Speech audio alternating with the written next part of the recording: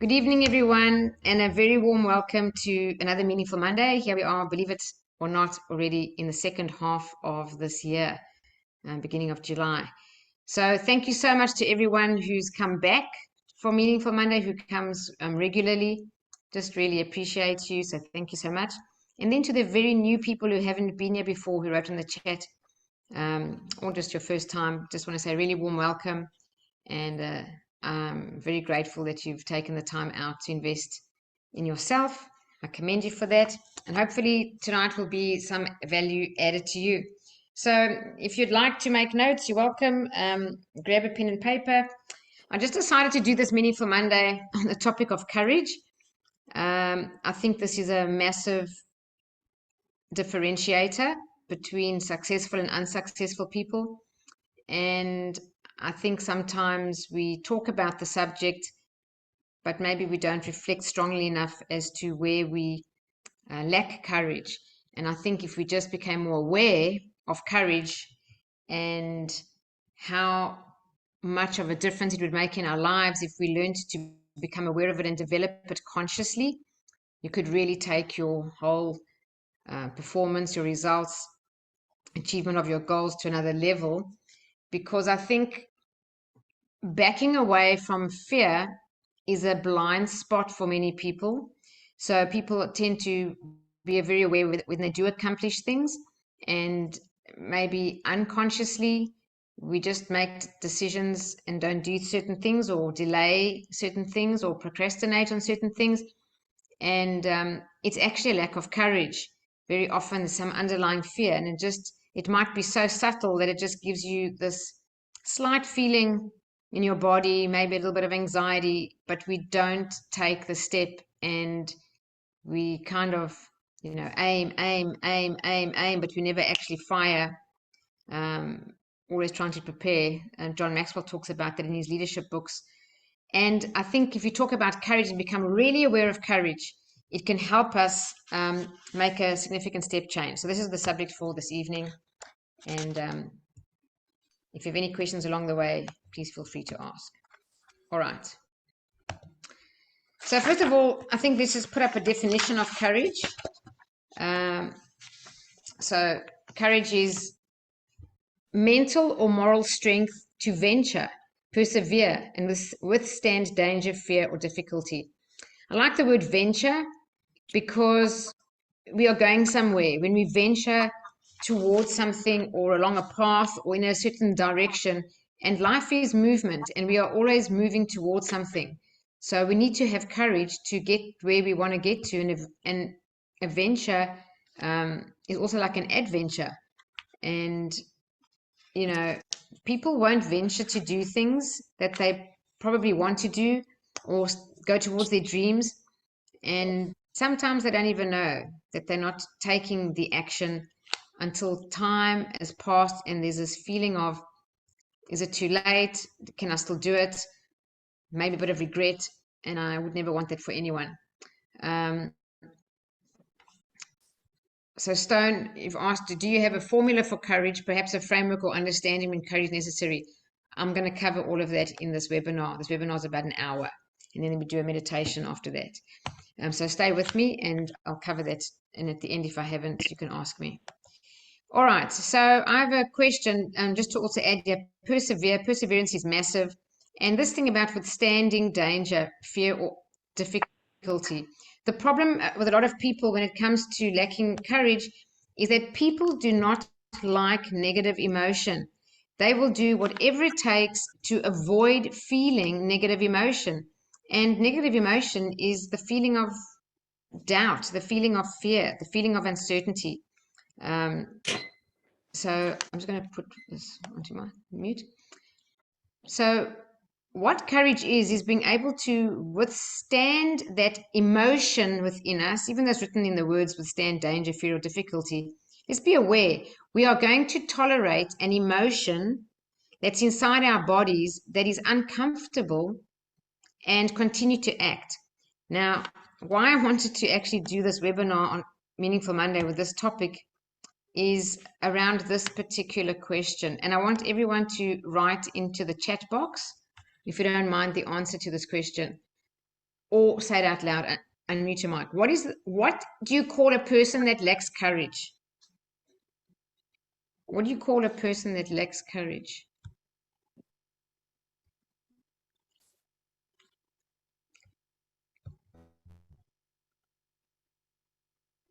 Can you give me an example? A person who lacks courage, who just doesn't, a coward. Okay, Vicky, fearful, coward. We've got coward again. Thanks, Eddie.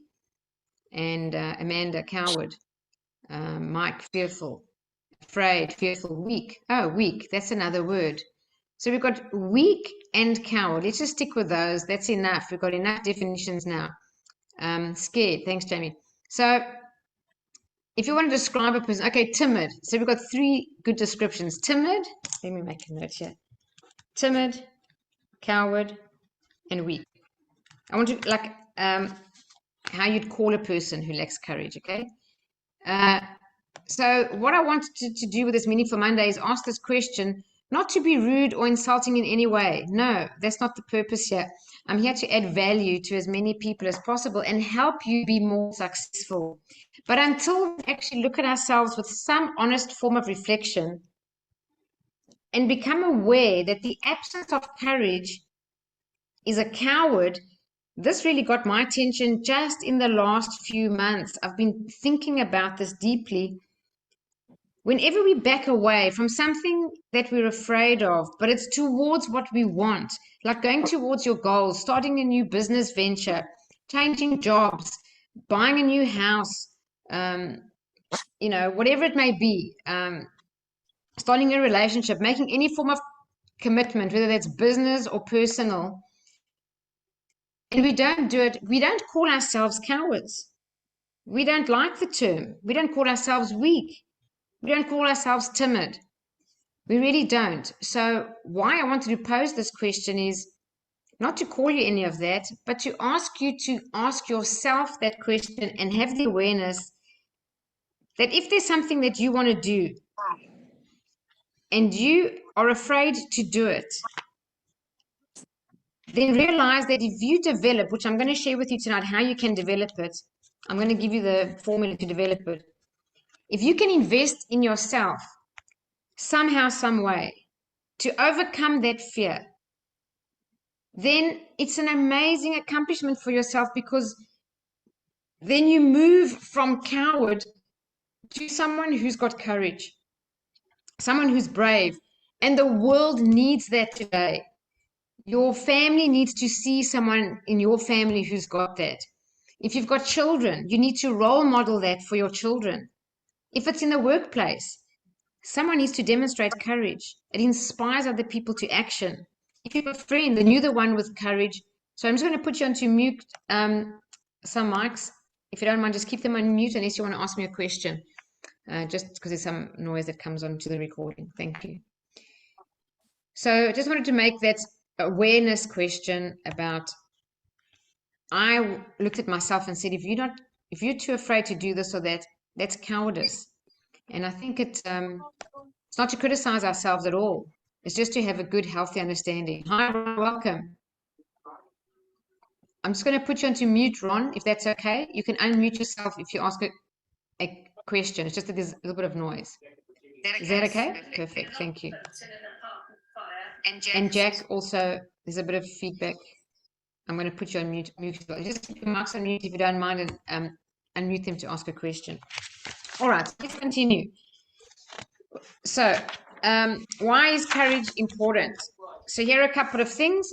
The first thing, why courage is important. Sorry. Okay. It helps you to overcome fear. We've mentioned that.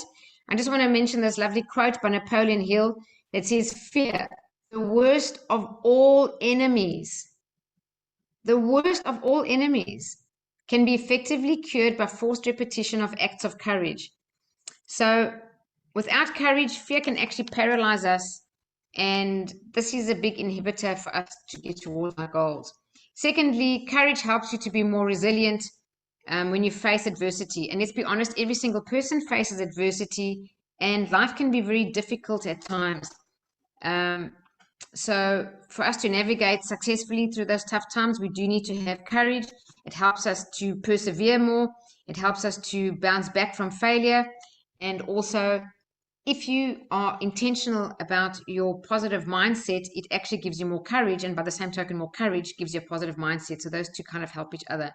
And when you've got that and you're facing some adversity, you actually start to be willing to confront your obstacles. You start being willing to do far more creative problem solving, to finding good solutions, and just working on that alone, being resilient, is actually personal development on its own in a very high degree. And with awareness, we can just get better and better through practicing it. Also, courage helps you to take action. As I said earlier, one of the biggest immobilizing things is fear. It can paralyze us. We can have, I mean, I think about myself. When I was working in corporate for 20 years and I joined the John Maxwell team and started to learn about leadership and personal development, and I was really growing a lot. I wanted to share it, and I shared this talk for free at work on leadership the one day, and I realized that that was something that inspired me and fired me up more than anything else. And I started to think about the words in my head from my mentor, which was, "In your passion lies your God-given purpose." And I thought, wow, could it possibly be my purpose to be training or coaching? And I love the idea, but I was so afraid to leave corporate after being there for 20 years. I was petrified, and I lacked the courage to take action. And it kept me a whole year longer in corporate than what I wanted to do. I wanted to leave every day. I wanted to leave. I wanted to leave, but I could not. It was paralyzing. And this is why I'm mentioning it to you.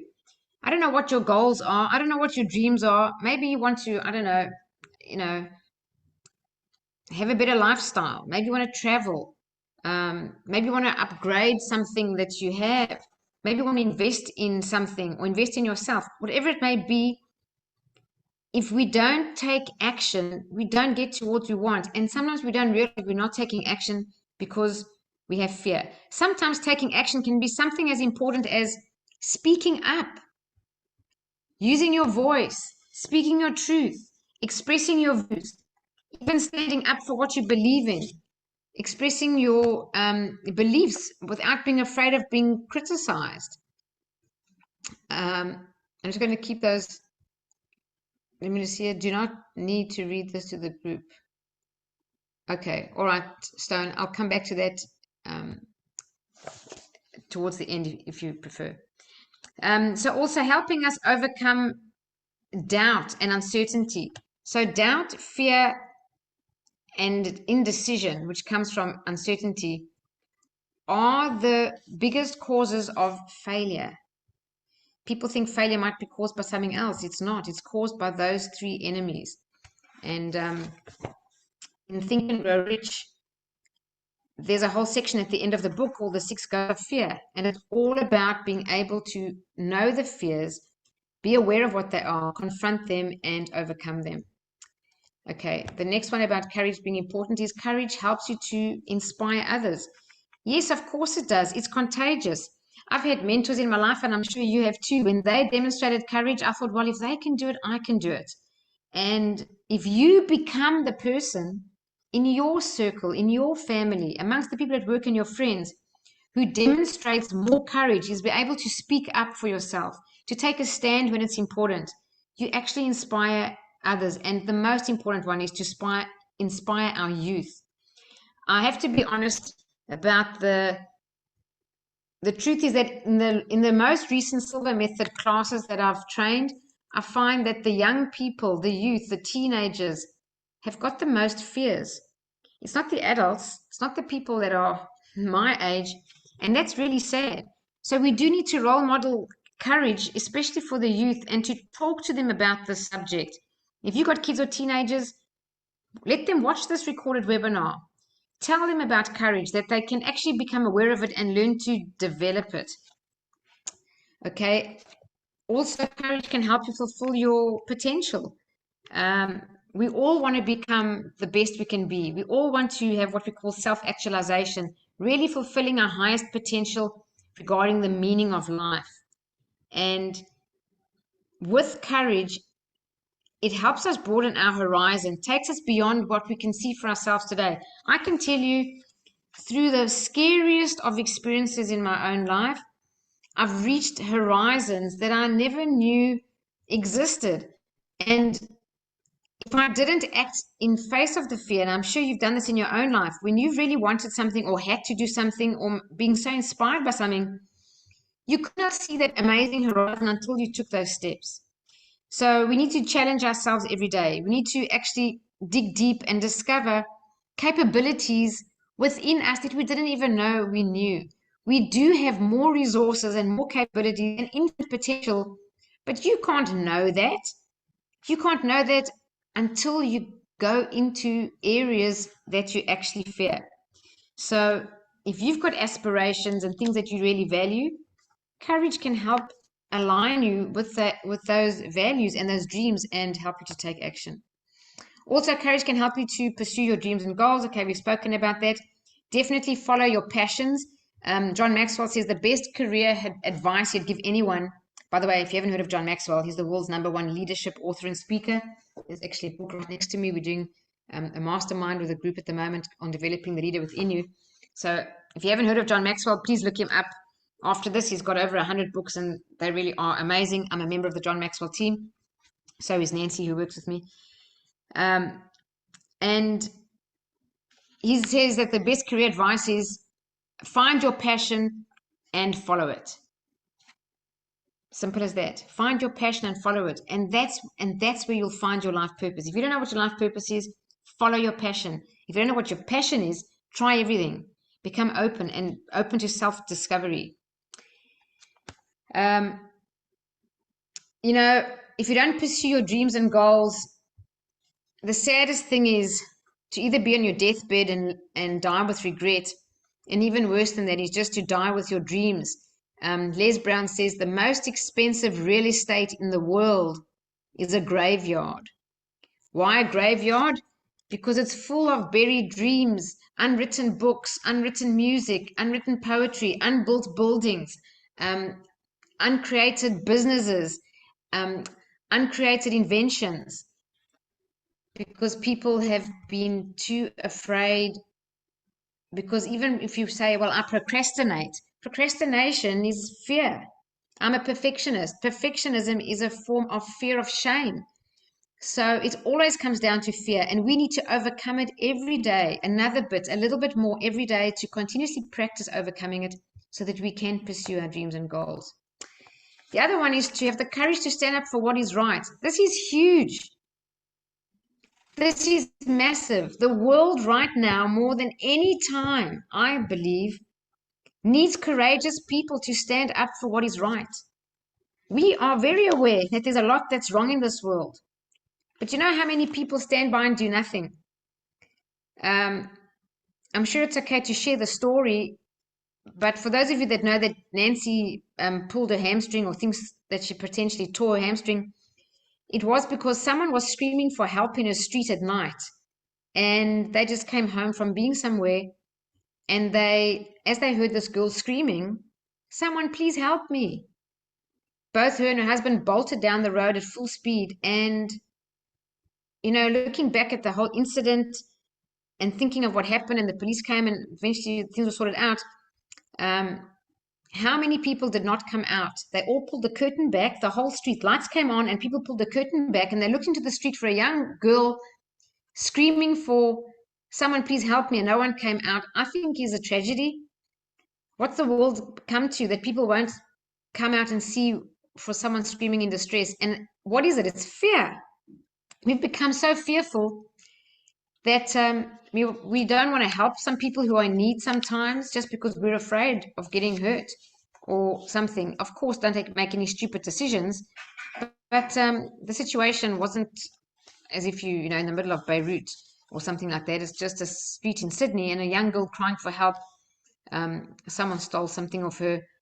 So stand up for what is right. That's one example. But otherwise, yes, people don't even want to stand up verbally sometimes for what is right because they're afraid of being criticized. They're afraid of being humiliated.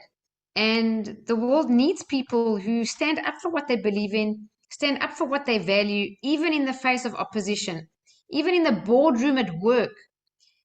I always used to say to my staff when I was in corporate, it's more important than that you have an opinion.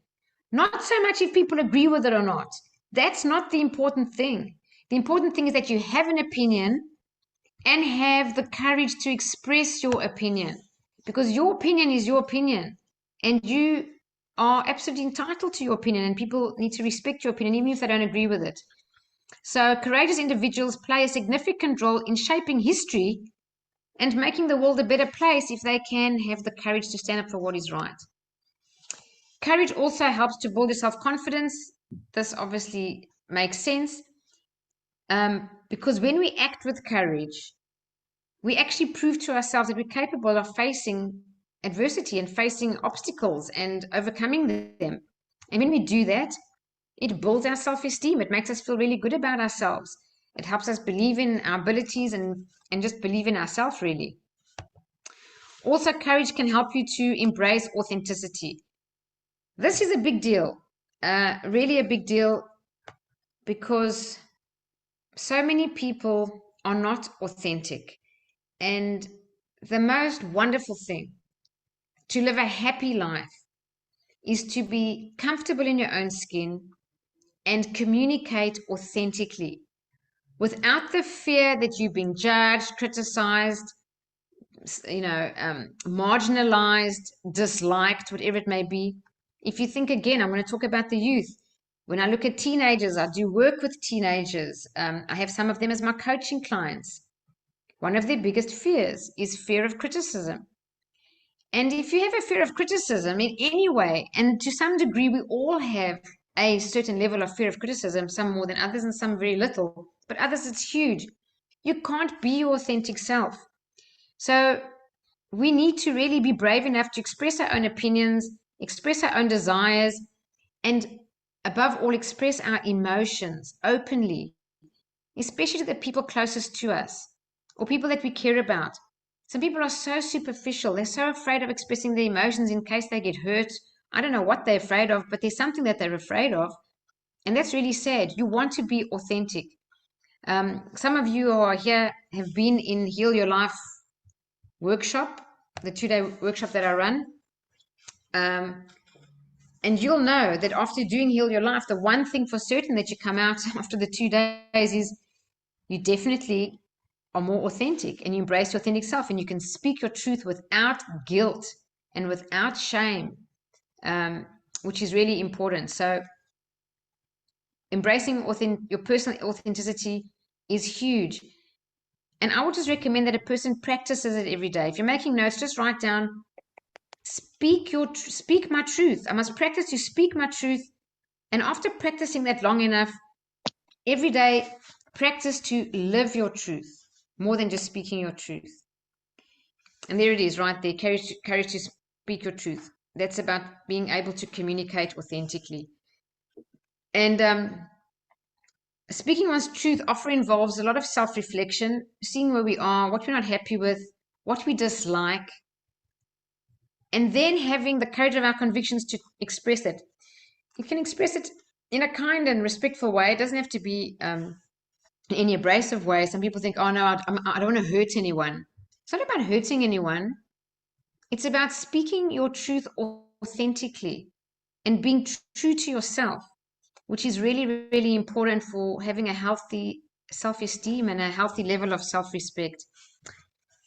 Okay, so these are just a few of the many reasons why courage is important. It plays a crucial role in our personal and professional lives, allowing us to overcome obstacles, which is important, seize opportunities, which is massive. Opportunities pass our door every day. Every day, there's some opportunity, whether it's someone else who's talking about it, something you see, but we don't always go for it just because we don't have courage. We allow fear to hold us back. And also just becoming the best version of yourself. I help people invest in property, and I see it all the time. People really want to take the step. They can financially, there's nothing wrong with their financial position, but they struggle to take the action. just because there's uncertainty. So the only way to do it is to literally crash through your terror barrier, call it the terror barrier, which I learned from Bob Proctor, and get onto the other side, which is freedom. There's no other way. All right, so are we born courageous or do we develop it? I'm sure you think a bit of both, I guess. Well, yes, we absolutely can develop it. So it's true, some individuals may naturally exhibit courageous tendencies. Courage is also a trait that can be nurtured. It can be developed. It can be developed a little bit every day. So here are some points on how we can develop courage. So if you want to know how it is. So one, yes, it's a learned behavior.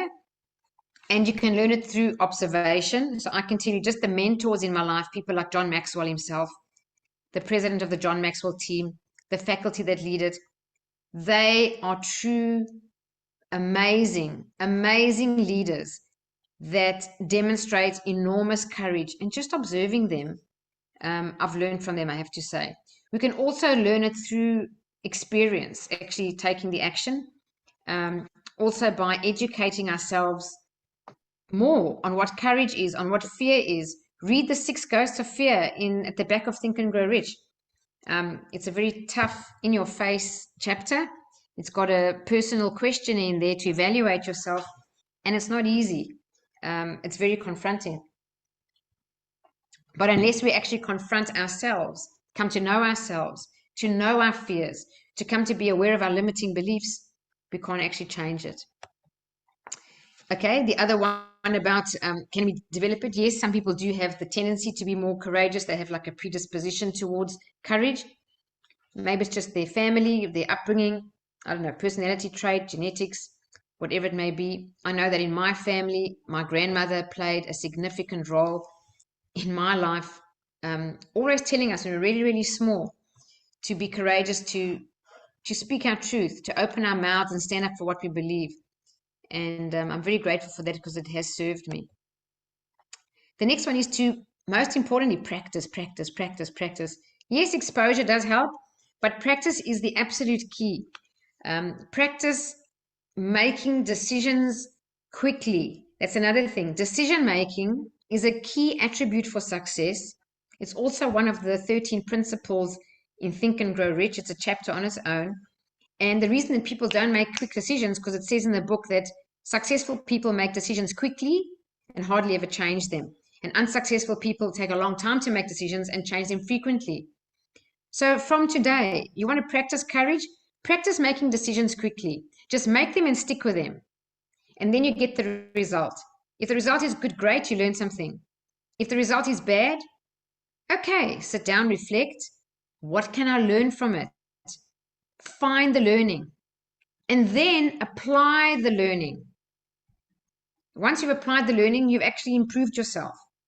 And then go back and do more. Take action, do the same thing, would make a similar kind of decision now that you've actually improved. But definitely practice courage on small levels, more and more every day. It'll grow and compound. Of course, believing in ourselves is massive because people who believe in themselves will take action. They will be more courageous. And people who don't believe in themselves, even if the whole world believes in you, you will not achieve your goal. I'm just saying that openly and straight. If you don't believe in yourself, but the whole world does, you ain't going to get there. But if you do believe in yourself and the whole world are naysayers and criticize you, you will still get there. People who've changed the world have often done it when so many people were opposing them. So if you want a tip from me, part of the work that Louise Hay has taught me and what we do a little bit in Heal Your Life, but you can do it anytime, is mirror work, looking in the mirror. So for believing in yourself more, I've used this affirmation. It's from different places and I've just strung these lines together, and I've practiced this with the click counter in front of the mirror thousands of times, and this has absolutely changed my life. So 20 times a day in the mirror, just say the words, I love myself, I believe in myself, and I'm worthy and deserving of fulfilling all my desires. if you want to even include, I love myself, I approve of myself, I believe in myself, I'm worthy and deserving of fulfilling all my desires. Every day, 20 times, I can promise you, as I sit here now, after 1 week, you're going to feel more confident. After 1 month, you're going to be taking action, speaking up for yourself, being a bit more daring, and you'll notice a change in yourself and you'll actually like yourself more. So believing in yourself is not luck or coincidence, or some people are just, it's something you intentionally create within yourself. We are 100% responsibility for our character and for our results. So if we find any flaws in our character, great. At least we have identified them. Now we just need the courage to practice what it is that we want, the people that we want to become. So if there are any traits in your character that you want to improve, just become aware of them and saying, today is a new day. I'm going to practice being that person, taking better behaviors, making better choices. If you're untidy, you want to be more tidy, do that. If you want to be more productive and you find yourself sometimes lazy, do that. If you want to find yourself being too abrasive and you want to be kinder, do that. Whatever the change is, just practice it with awareness and you will start to love yourself. The more you love yourself, the more you believe in yourself. The more you believe in yourself, the more courage you have, and that's how you can develop courage. Definitely incremental steps. Take small little steps. My suggestion is every day, every single day, do something that you fear. Every single day. If it's talking to strangers, that's a weird thing for you out of your comfort zone, then make sure you talk to one stranger every single day. Doesn't matter who it is, the person at the coffee shop, person on the bus, person in the grocery store. Just strike up a conversation and start talking to someone. That's a good example. Another way to just practice it is to ask for help. If you're a very self-sufficient and independent person, you probably don't ask anyone for help. It's a weird thing. Practice asking for help. It might put you out of your comfort zone. Think, I don't need it. Just ask. It takes courage to ask for help. It's not a weakness. It takes courage to ask for help. Forgiveness. It's not even in this presentation as a whole slide on its own, but it probably could be. Practice forgiving someone who's really hurt you.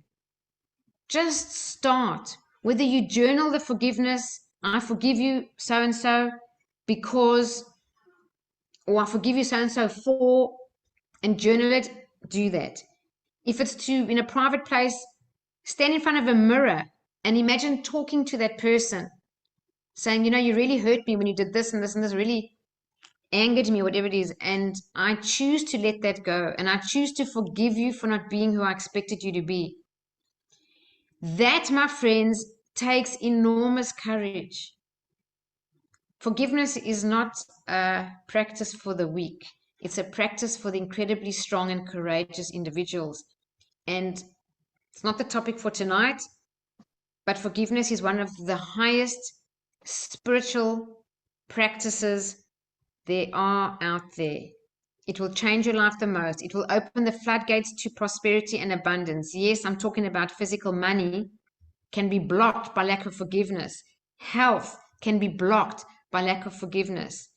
It literally opens the floodgates to all good things. So incremental steps, take a step. Maybe it's forgiveness. Maybe it's talking to strangers, whatever it may be. If it's to buy something you've wanted to buy, you've got the money. You're not going to fall apart and be broke if you spend the money, but you're hesitating. Go and make a commitment to buy that thing. Make the decision and just do it. Step through that fear. Take the action. You'll come out the other side with a sense of freedom. We've got to practice decision making, whatever the decision making is, so we can slowly get there. And then support and encouragement. This is really important. Hang around with people who will support you. Supportive relationships are so important in a person's life. And a mentor. If you don't have a mentor, get a mentor. If it's not a physical one, then read a book. John Maxwell books. I find John Maxwell's been the strongest and most appreciated mentor in my life, whether it's through his books, through his YouTube videos, him in person. I've been fortunate enough to see live many times, but if you haven't, his books are a form of mentoring right up close and personal, even though it's in a book. So get a mentor. If you don't have a mentor, get a coach. If you don't get a coach, find people who role model that you want to do, or you want to become, or you want to have, and stay close with them and watch them and learn from their level of courage, or even ask them, how did they do what they did, and how did they get there? If you need to ask for guidance from them, do that as well. So here's a quote by Napoleon Hill: "Your real courage shows best in the hour of adversity." Of course it does. We don't develop courage through happy times. We've got to have adversity to develop courage. And this is important. If you're making notes, write this down. Love the journey. The destination, okay, but love the journey, because the journey to the destination is full of adversity. It's full of trials and errors. It's full of difficult times. And if you can understand this quote, you'll start to love the journey more. You won't be so disgruntled by difficult times. When things go wrong, when you have trouble in your life, don't complain. Say, this is an opportunity to develop courage, to develop persistence, to become more creative, to develop my problem-solving skills, to see how I can reach out to people and ask for help, to see how I can personally overcome this, to see how I can manage my fear and uncertainty in this difficult time, and how can I make myself better. And when you start seeing adversity in that light, you open and embrace everything and love the journey. You know, there's nothing more satisfying than looking back on your life with reflection, with that feeling that you overcame those difficult moments, you overcame those tough times, and you got through it. Because we are more resilient and we are more powerful than we often give ourselves credit for until after the fact. So love the journey, and remember, you can develop your courage actively, especially during adversity. Okay, here's a question. How does faith in a higher power increase courage? This is really important. It doesn't matter what your faith is. You could have any faith. I'm not talking, it could be religion, it could not be religion. Just a faith in a power greater than you that governs this universe, because there is some amazing source energy, infinite intelligence, God, whatever it may be out there, that's coordinating and orchestrating everything, giving life to everything, beating your heart right now, shining the stars, growing the plants, growing the baby in the womb. So having a faith in that high power definitely increases courage. Here are the ways it does that. One, it'll give you a source of strength. It kind of gives you some quiet confidence and reassurance that you're not alone, because we really are never alone. If you feel alone amongst human beings, remember, you're not alone in terms of the spiritual world. We are all connected, and there is a higher power. And when you focus on that higher power, tap into it and align yourself with it, especially in silence, in meditation, in prayer, you can access that power. You don't have to rely on your own. You can rely on that power. And it's a source of guidance. It's a source of divine assistance in your life. Also, it can significantly remove stress. I know that I'm a person of faith, and how many times when I've had a very difficult time, I've just said, I can't actually deal with this. I don't know how to deal with this. I'm giving this to you. Whoever the higher power is to you, that was my example. To me, be to God. And know that once I do that, I know with faith, it's taken care of. And that gives me more strength to carry on. And then I just surrender to whatever will happen. Also, trust in a greater plan. You know, if there's a belief that there's a greater purpose or plan for one's life, it just helps us also get through tough times, knowing that everything is always for our higher good. So there's a meaning to some circumstances in life, or they give our lives meaning. And that can provide courage for us to often persevere, knowing that there is a higher purpose or a bigger picture at play. Overcoming fear and uncertainty. Also, believing in a higher power can alleviate fears and give us the sense of trust and allow us to actually surrender. I don't know if you know this, but the words "do not be afraid" are written 365 times in the Bible. It's quite an interesting number, 365. It's almost like it's written there for every single day of the year. So it keeps repeating itself over and over. Do not be afraid. Do not fear. Have no fear. So believing in a higher power or some faith, there are hundreds of quotes about how to deal with fear and how to have more courage and how to deal with times when they're very uncertain. Also, having a moral compass. This can also help us to stand up for our values and our choices. If we know what our moral compass is from a higher moral compass, it can guide your life. And we know the difference between right and wrong. And that's why when you see something wrong, you have the courage of your convictions to stand up and say something, which you don't believe in, if you believe something is wrong. And then hope and resilience. Definitely faith can instill a sense of hope. It can give us a greater sense of optimism. It's the thing that can help us persevere. And then, of course, community support. If you do have a faith in a higher power, you'll find that there are faith communities. They are networked around the place. Any community, in fact, that can make you feel more supported can give you a greater sense of courage. I love this quote. We gain strength and courage and confidence by each experience in which we really stop to look fear in the face. And we must do that. We must do that thing which we think that we cannot. So in your own life, think about the thing that you fear, or you think, oh, I could never do that. And make a resolve, make a decision, make a commitment to yourself that you're going to go after that thing. Think about it often. Tell yourself you can do it. Encourage yourself, boost yourself. But don't let fear stop you. Go through that fear, crash through the terror barrier and get to the other side. The other side of the terror barrier is freedom. This side of the terror barrier is bondage. And you don't want to stay in bondage, my friends. And the funny thing about bondage is it's like a prison. But you're the one who's got the key. You're the only one who can release you from fear. The only one. No one can release you from fear except yourself. So it's something we need to actively work on. Nelson Mandela from my country. Anyway, he says, I learned that courage was not the absence of fear, but the triumph over it.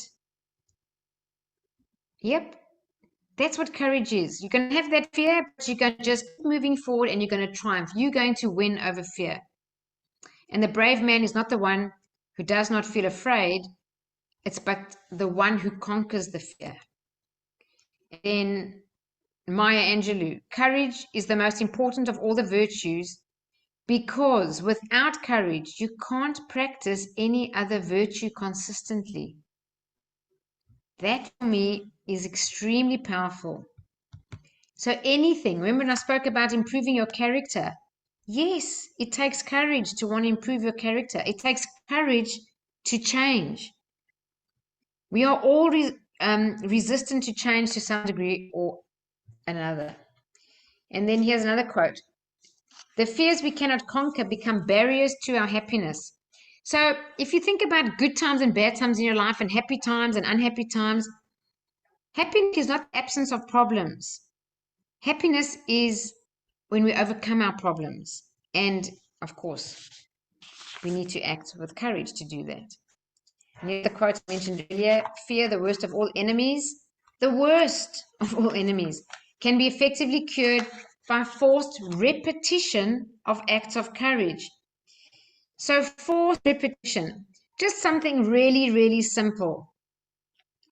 If you think that you struggle with courage and would like to develop more of it, or more faith in a higher power, we've spoken about these two things, then try turning your shower onto cold for 30 seconds. especially now that it's winter. And as you stand at that cold shower, you'll want to shrink away. You'll want to stand up and back away from it or turn it back onto warm.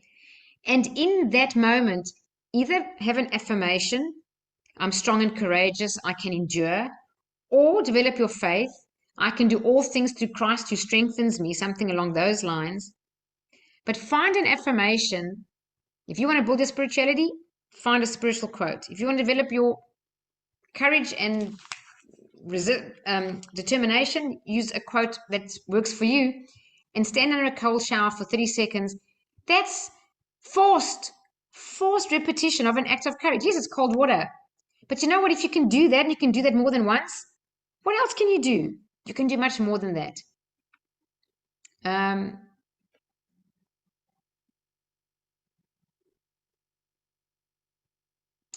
Jack says, quotes like this didn't help, nor being told don't fear. It was God's instruction, defining courage, be still, wisdom, and so much more. That's idiotic. So I'm not too sure what do you mean by that's idiotic?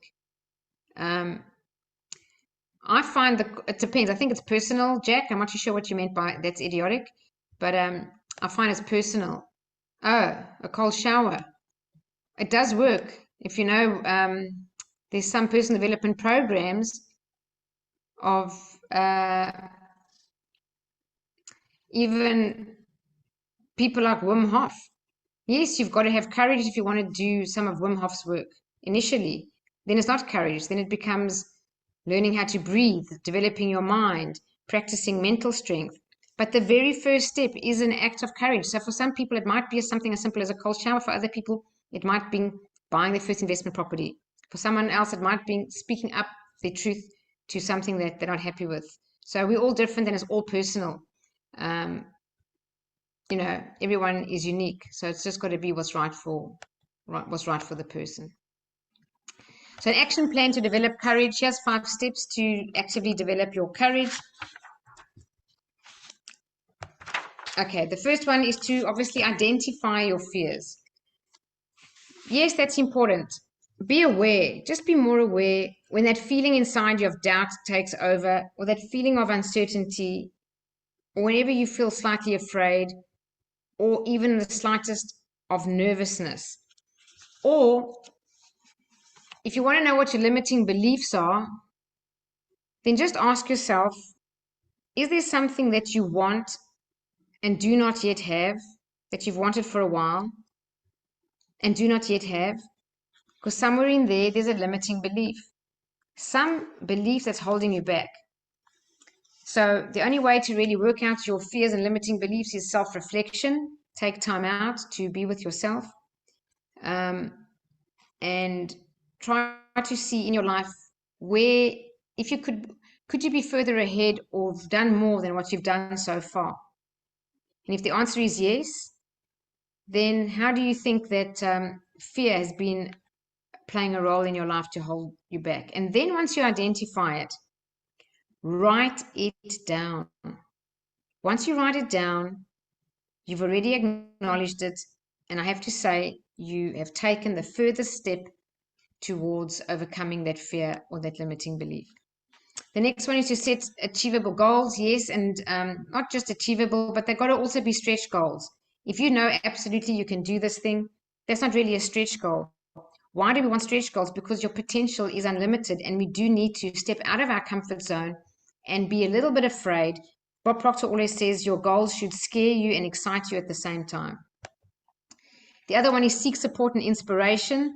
Definitely find people that can help you, role models, mentors, networks, communities, and anyone that helps to foster personal growth.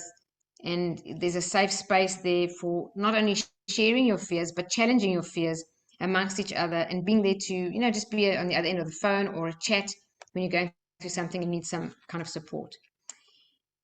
Of course, to develop courage, the most important thing is to take action, to keep practicing forced repetition of acts of courage. It does help a person get stronger and stronger and learn to just, I know it sounds simple, but it's not that simple to do, is to embrace discomfort. people don't like being uncomfortable, so they don't embrace it, they avoid it. So to embrace discomfort is every time you feel discomfort is to go towards that thing and not back away. And that's why the simple example of a cold shower for someone in winter who doesn't like cold to be cold is actually something that tells the brain you're not afraid of this and you're taking action. So it's a physical demonstration to the subconscious mind and the conscious intention to act despite your discomfort. And reflect. Reflect is huge. At the end of every day, reflect. At the end of every day, if you gratitude journal or do it in the morning or night, doesn't matter. But if you can reflect at the end of every day and reflect on what you did well and what you didn't do well, and where you didn't act, or where you were afraid, or where you didn't speak up for yourself, or where you didn't say something that you wanted to say, or whatever it may be, look at yourself, look at your fears, your limiting beliefs, and see what you can learn. Once you learn, make a note in your journal what that is and practice that thing. And when you overcome your fears, yes, celebrate. Mark your progress. Remember the small victories along the way. Do something to physically celebrate. Go out with a friend or do something and actually say, you know, this is something that I was willing to face, that I was afraid of, to overcome. And this will help a person become more resilient. So we don't develop courage by being happy every day. We develop it by surviving difficult times and challenging adversity.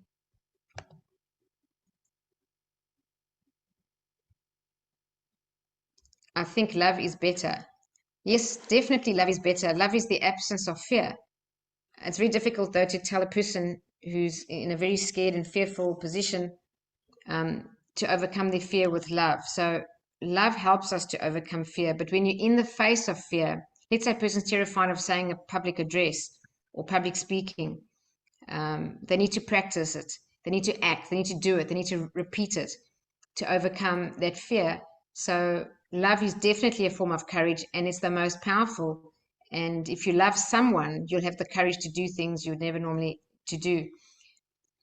It's not the only way to overcome fear, though. Some of them is just a conscious intention to act in the face of fear. So definitely love is one of them. There's no doubt about it, and it's the most powerful. And that's why loving a higher power is a way. If you have a spiritual faith, it's that love in that higher power that can give us a very strong sense of faith. And then with Einstein law of attraction, you can inspire and develop courage in love far better than an uncomfortable act. That is love, instruction, etc. Absolutely, if you love your goal, you engage the law of attraction. There's no doubt about it. The thing that I want to also add is if you ever do something that you haven't done before or where there is change, to some degree or another, neurobiologically, we're going to experience some thoughts of doubt, some emotions of fear, and a feeling expressed in our body similar to anxiety whenever you do something you've never done before with a total change. So fear does show up. The law of attraction can come into play when you love your goal and you visualize. In the Silva method, that's what we do. We train, for example, the mirror of the mind to visualize and create what you want through the law of attraction. However, as human beings, the way we're designed, neurologically, biologically, fear is an emotion that every human being from time to time will experience. So the law of attraction acts just as strongly with fear as it does with love. So we need to know how to conquer fear. And we need to know how to use the love for our goals and the love for our desires very well. And to visualize the positive outcome, to engage the law of attraction in a positive way. But we definitely need to know how to eliminate fear when it shows up, because that can just be the opposing force to the law of attraction to accomplish the goal that we absolutely love. So it definitely plays a role. Okay. I can't see what this is on the screen because I've got a bar here. Oh, on a last note, you may want to write this down. I wrote here. Yep, you want to write down this quote. This is one of my favorite quotes, and I have to say, from personal experience, I find this quote absolutely true. The cave you fear to enter holds the treasure that you seek. If anyone missed the Meaningful Monday that I did on tips for bold success, please watch that. It was I shared several personal experiences of entering the cave of fear, so to speak, and the amazing results on the other side of it. And then I referenced a book called U Squared, which is one of the 3 books that Bob Proctor recommends as a must read in your life, alongside other books like Think and Grow Rich, for example. So The Cave You Fear to Enter by Joseph Campbell is so true. Hold the treasure that you seek. The thing that we fear, we need to face, and we need to enter, and we need to go through. And once you're through the other side, you love yourself a whole lot more. You have a whole lot of more self-respect. We all have fear from time to time, and every person on the planet has limiting beliefs. So it's in the overcoming of it that we grow and get stronger. All right. So just quickly summing up, why it's important to develop courage. Well, it helps you overcome fear, helps you be resilient, helps you take action, helps you inspire other people, it helps to grow and fulfill your own potential, helps you pursue your dreams, helps you stand up for what is right, helps to build your self-confidence, helps you to embrace authenticity, helps to speak your truth. Hey, buddy. And are we born courageous, or can we develop it? Yes, you can. You can learn it. You can practice it. You can be more exposed to it. You can read books about it. You can practice affirmations like believing in yourself, and then obviously taking incremental steps every day and looking for support and encouragement from others. How does faith in a higher power increase your courage? Well, it does that enormously. So it's a source of strength. It helps you trust in a greater plan for your life. It definitely helps you overcome fear, uncertainty, and doubt. It provides that moral compass. It gives you hope, gives you resilience, and can also provide a network of people, like a community support. And then the action plan is to identify your fears, your limiting beliefs, set goals that stretch you, seek support and inspiration, and take action, take action, take action, embrace being uncomfortable, and then reflect. We don't learn, my friends, without reflection. That's another thing, is people say experience is your greatest teacher. Experience is not your greatest teacher. It's just experience. Evaluated experience is your greatest teacher. We do need to reflect. We do need to have introspection, take time. That's why I always love the advice of plan and reflect every day. So you plan before your day, and at the end of the day, you reflect on your day. And as you plan and reflect every day, that is one of the most powerful personal development tools on the planet. And it's through reflection that we evaluate our experience. And that's where you ask the question, how can I learn from this? What can I learn from this? And that's how we learn the most. And then if we apply that, really improve ourselves and our results. All right, so that's it. I hope you enjoyed that. If you have any questions, drop them in the chat box. But if you like that, you can drop that as well in the chat box if you want. But I hope that was helpful to some degree. So courage, just make courage the word for the month of July. Practice it everywhere you go, any way that you can.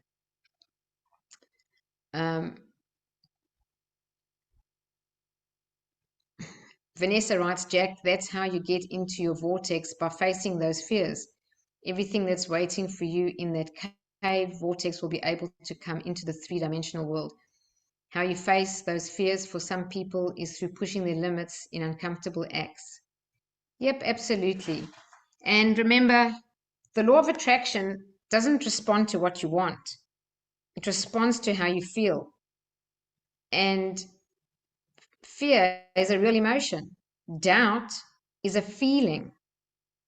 Uncertainty is a feeling. Indecision is a feeling. And it engages the law of attraction as precisely, reliably, and consistently as does positive emotion. So we need tools to overcome the fear that holds us back, and we need practices to harness the power of the law of attraction for the love and passion, desire, and towards enthusiasm and inspiration for the thing that we do want. So thank you, Vanessa, for that input.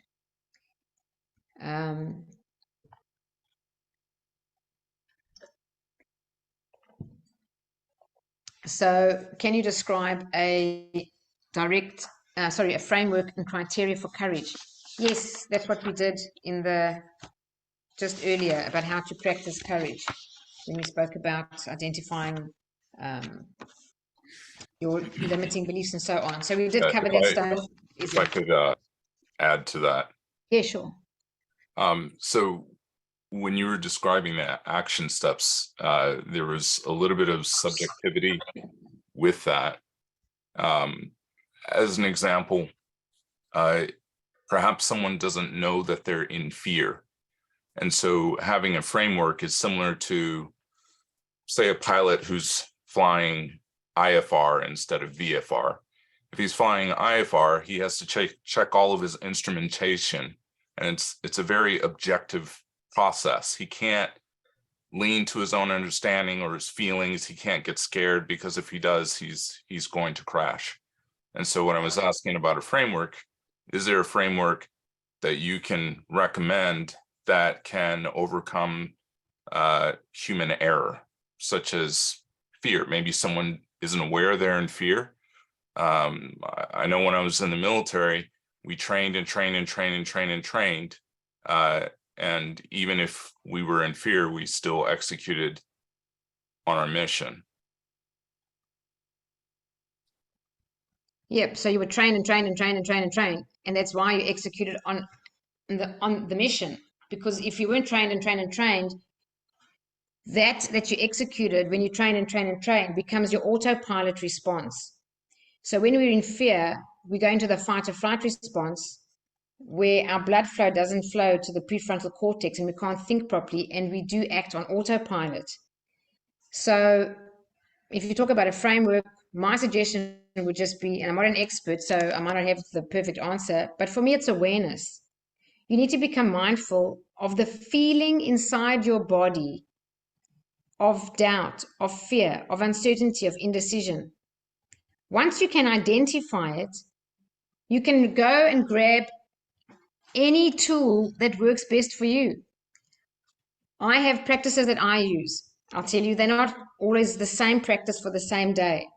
Sometimes I have an important phone call to make, which could potentially make or break some very important business thing that's happening. And if I'm feeling uncertain about it, I may either close my eyes, do the Silva method, mirror of the mind, and visualize the right outcome. Come out of that, have a whole different feeling in my body because I've experienced success through my imagination, created the feelings, impressed the subconscious. Or I could stand in front of the mirror and affirm, I love myself, I believe in myself, I'm worthy and deserving of fulfilling all my desires 20 times, 30 times, even 50 times. If I do that, I change the feeling inside me from fear to a sense of confidence. You can stand in a certain position. The Power Woman pose, just standing with your hands on your hips, creates the flow of 20% more testosterone in your body, which gives you more self-confidence. So there are many tools you can use. You can call someone and tell them how you're feeling, and they could encourage you. There are many things a person could do to overcome their fear. Doing acts of courage, I have to say, is the most valuable thing to do. I don't know, Michelle, if you want to share any experience of your own, but Michelle rode solo, not only across the Atlantic, but now more recently, rode solo in a rowboat across the Pacific Ocean. The first woman in the world, and she's here tonight. If you want to unmute your mic, Michelle, you've experienced fear, you've overcome it. It's a mind thing, but you can't overcome it if you're not aware. If you're not aware that you have fear, you're just paralyzed and immobilized. But if you are aware, you can remain calm, because if you're not calm and you are anxious, blood cannot flow, as I said, to the front part of your brain where the thinking faculties are, the higher thinking faculties. You're going to be shut down in the fight or flight response. So it's the awareness of how we are. And in the Silva method, we've got techniques like the 3-finger technique, helps to calm you down, helps you think, helps you become more intuitive, helps you sense. the right thing to do. So there's several tools that a person could use. I would say that it's personal for everyone, what works best for them, but definitely explore all different kinds of options. I know you might think that I'm crazy sharing the thing about the cold water. I share that because I used that in my own life. I used to be poop scared, excuse the word, poop scared of cold water. I wouldn't even swim in it. And when I did Napoleon Hill's, the mastermind of Think and Grow Rich back in 2012, 13, 14 with my mentor, and I learned the saying that fear, the worst of all enemies, can be effectively cured by forced repetition of acts of courage. I took cold water as an opportunity to overcome that fear. It may be simple, but it's the fear of cold water. But as I did that, I found in my own life, it helped me across the board. And I still do that today. If I go to the sea, it's cold, I force myself to swim. Maybe it's even in winter. I'll force myself to go in the water. I'll force myself into the cold water. And when I come out, I feel exhilarated. I feel a sense of self-approval. I think I've done well. I feel good about myself. I just really feel good about myself. So for me, that works. I'm not saying it's the thing I recommend to anyone here if it's not your thing, but find your thing. So, Michelle, I don't know if you want to say anything. You were on the radio with us and had some hectic examples of where you were fearful. So I don't know if you want to share anything if you're still there. Hello, everybody. Thanks, Janine. Yeah, courage. It's in those moments where you are, feeling fearful, you feel overwhelmed, you feel anxious, you might feel, despair. It's taking a moment. So I literally will stop myself in those times and I will breathe in and breathe out for an extended period of time. So even just 10 breaths is enough to sort of almost bring you back down to a base level where you can then think logically. And I used to use visualization so many times where I would play it like a movie. I would go through the motions. If I had to go and do something, I had to go up to the bow in those 5 meter swell with 30 knot winds, and I had to go and deploy an anchor off the bow. I used to actually go through it in my head first, step by step. I used to make sure I had the tools that I would need when I get to the bow, so I was prepared so that I could be efficient, and that helped so much. So it was breathing, first of all, slow your breathing down, even put your hand on your heart, and then you create that little safe space. Go through it in your mind like a movie, and then I used to just do 3, 2, 1, go, boom. And I just go. And then you come back and it was like, yes, it's like this triumphant feeling. And I think I'm putting that one in the bank. That's going in the bank. And that's like, in Jose Silva, you put your 3 fingers together. Whenever I have to think, feel, believe, or behave this way, all I have to do. So every time I had one of those triumphant moments where I overcame the fear, I would bank it. And that's how you build the resilience. Like, are we born with it or do we develop it? I believe we develop it through all of those tiny moments in your life. Celebrate them, lock them in so that you can draw on them when you have to. And then, that's what gives you the confidence to know I can do this. You start looking at, I did this. They're all in the bank. This is how you continue to raise the bar and the ceiling. Thank you, Michelle. And for those who have not done the Silva method, which is a mind development program, we actually use exactly what Michelle said. We take evidence in our own life. We find the moment of achievement where you did feel good about yourself overcoming something or achieving something, and we relive that and lock that in with a technique called the 3-finger technique, which is like an anchor. And then we visualize the goal we want to create, which we really want but haven't yet achieved for whatever reason. And we see ourselves accessing that resourceful state that Michelle's just spoken about, that triumphant feeling, by using that anchor. And we combine that together, and every technique to manifest, which is the mirror of the mind, we also combine it again with the 3-finger technique. So yes, visualization absolutely works. It's the most powerful technique on the planet. It is used by the highest performers in every single industry. So I'm a Silva Method trainer, graduate, and practitioner, and I've used it in my own life for over a decade. It's changed my life the most. It's changed my life significantly.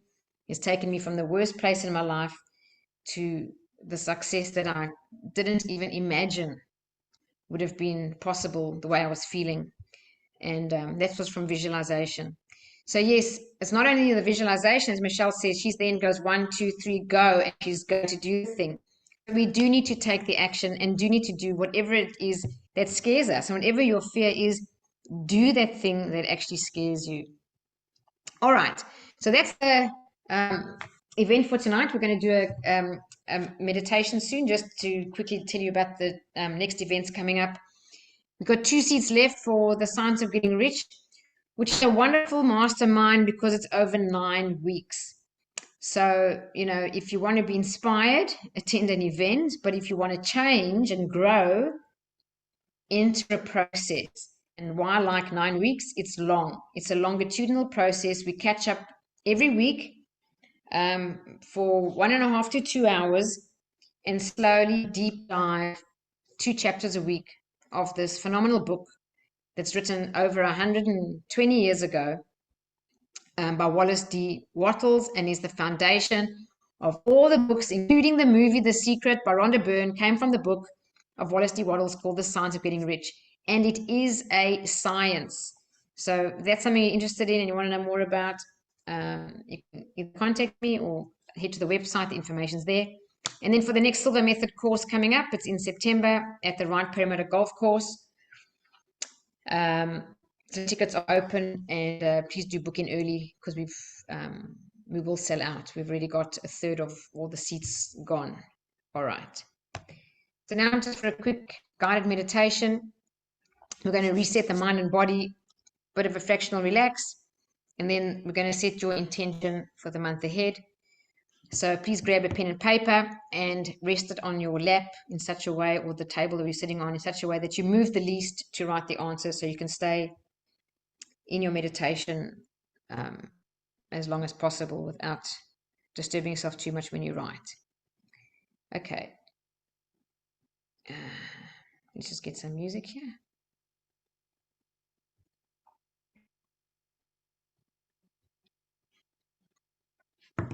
Okay.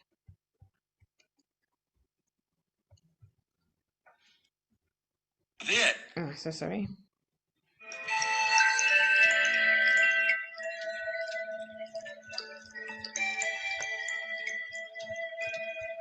Thanks, Caroline.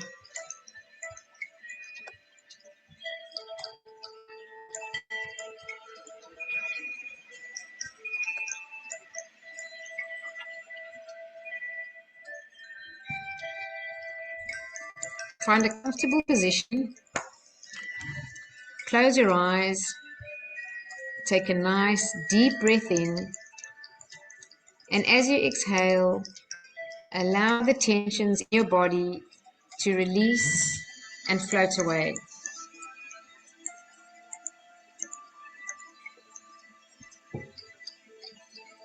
Take another deep breath in.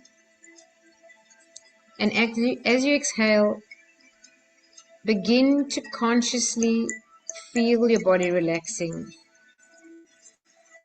Feel the tension leaving your scalp, your forehead, your eyes, your tongue and jaw, your neck. Relax your shoulders, your arms and hands.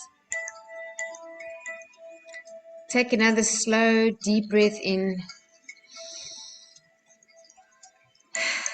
And as you exhale, feel the tension leaving your back.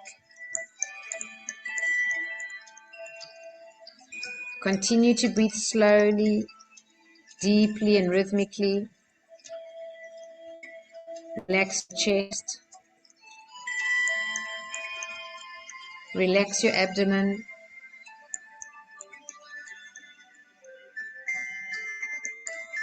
Relax your hips and pelvic area. Relax your thighs.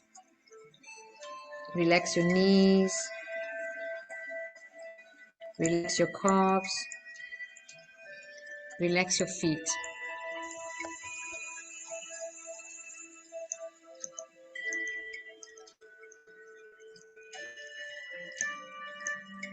Feel your body relaxed in this time and space.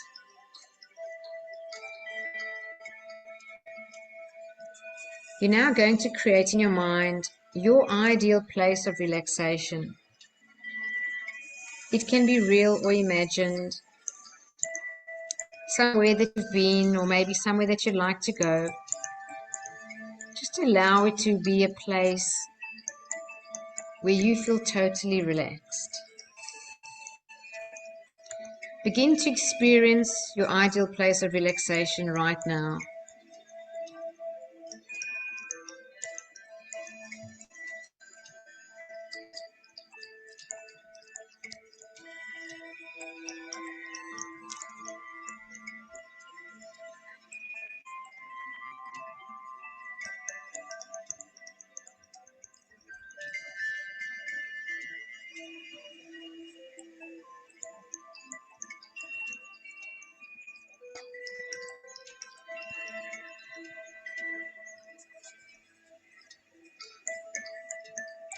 Now that you've created your ideal place of relaxation, you're going to add a waterfall of white light into the scene. Place it wherever you choose. This waterfall is gentle, allowing you to stand under the cascading white light. The light is a healing energy, a clearing energy. Your waterfall of light is now created.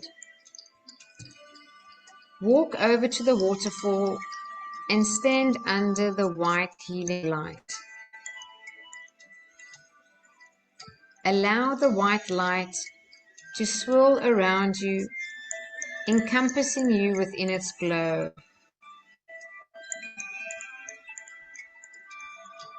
Feel it clearing the stress, tension, and clutter away.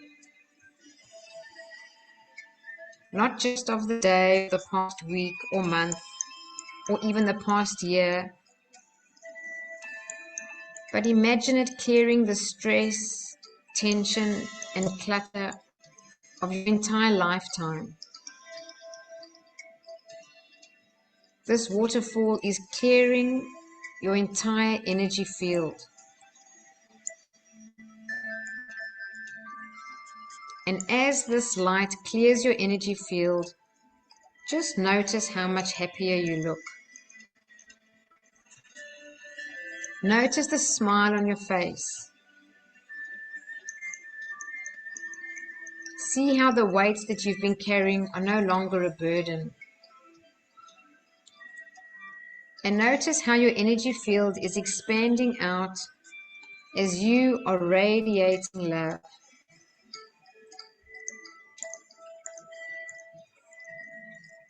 Imagine love expanding out from your heart space,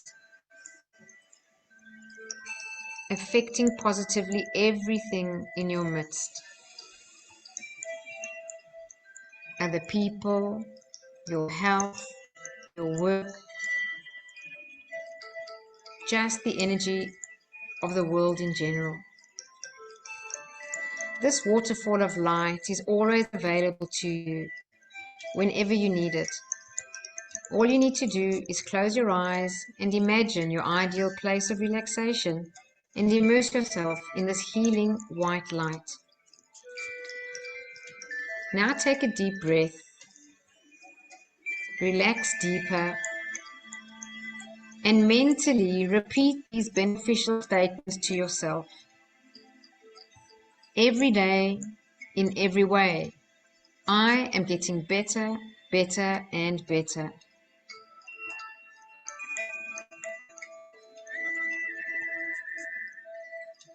Positive thoughts, suggestions, and images Bring me benefits and advantages I desire.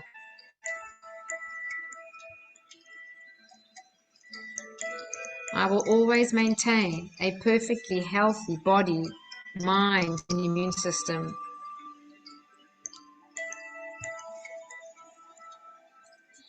Now imagine that the white light turns to green. You are now immersed in a glowing, beautiful green light. This light is unconditional love. It surrounds you. It encompasses you. It flows through your entire being. It fills you with love. Any hurt you felt, any pain you felt, any angry moments, just allow this green light, this unconditional love, to heal all those spaces now.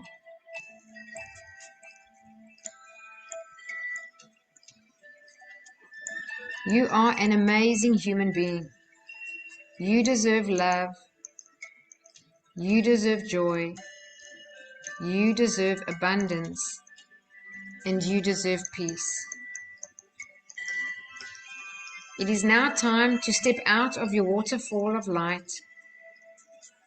Your energy field is now clean and clear. You feel calm and centered and in the flow of universal love and energy. You have now reset your body and mind for the month.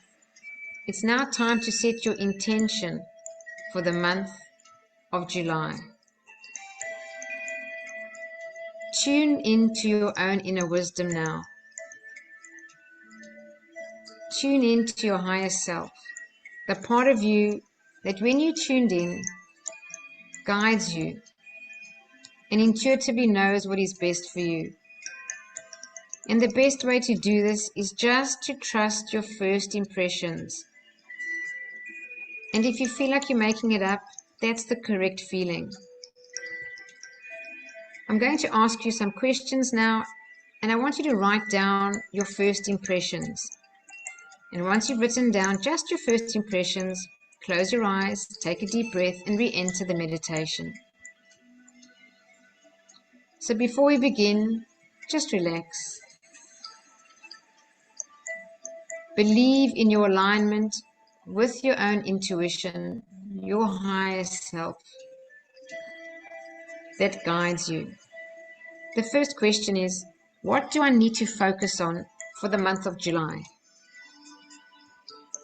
Just write down your first impressions.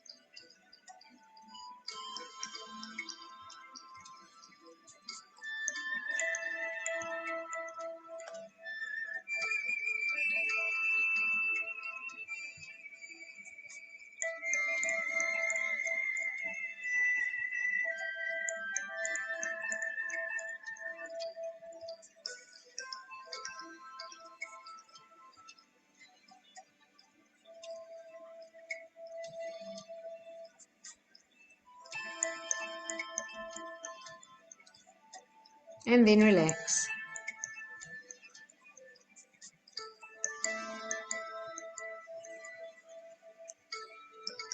Next question.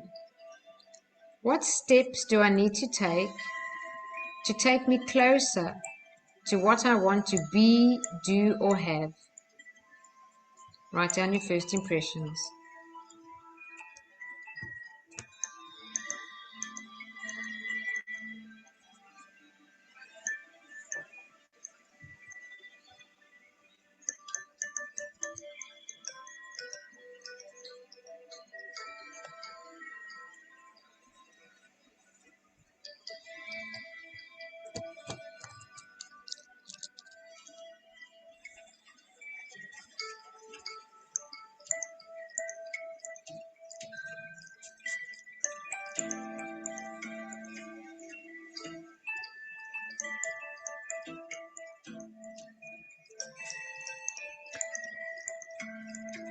Next question is, what do I need to let go of?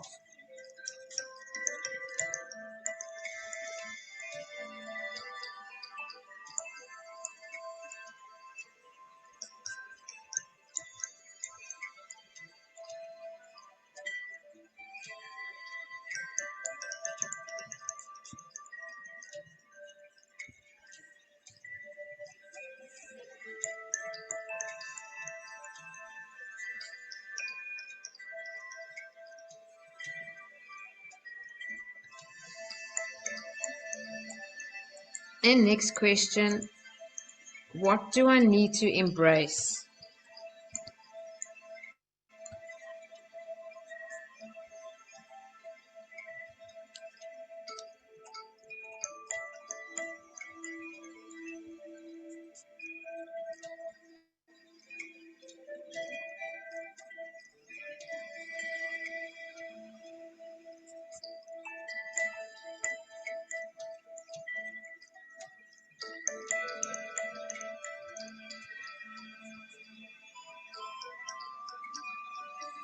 And last question, is there anything else?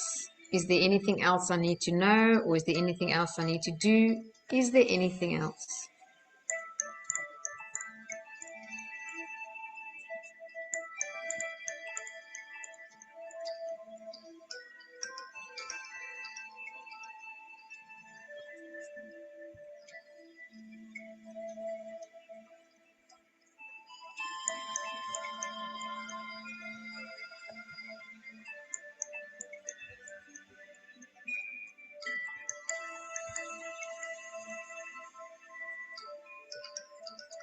And then take a nice deep breath in and relax. Wriggle your fingers, wriggle your toes. And when you're ready, you may open your eyes. Feel wide awake, feeling fine, in perfect health, feeling better than before.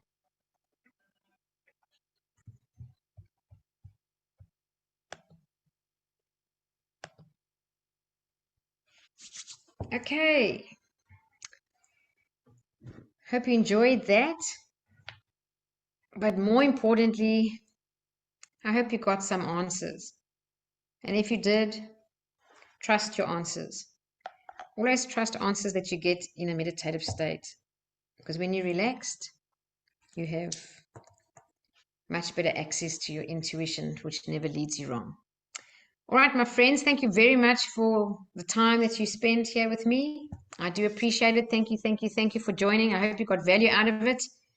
If you want to ask me any question, I'm here.